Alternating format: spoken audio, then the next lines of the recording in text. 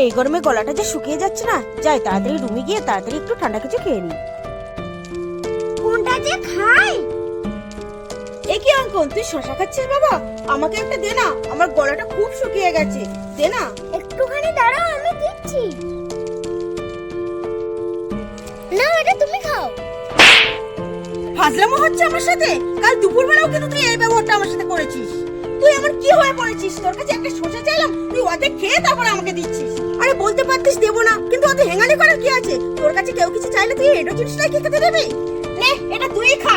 না, তুমি আমাকে ভুল বুঝছো। আসলে এর আগে আমি ফ্রিজ থেকে 3টে শসা বার করেছিলাম, সবগুলোই খেতে হয়েছে। আসলে আমি চেটে দেখছিলাম এই কারণে, জানো তেতো শসাটা তোমার মুখে পড়ে তোমার মুখটাই না তেতো হয়ে যায়, আর তুমি আমাকে ভুল বুঝলে।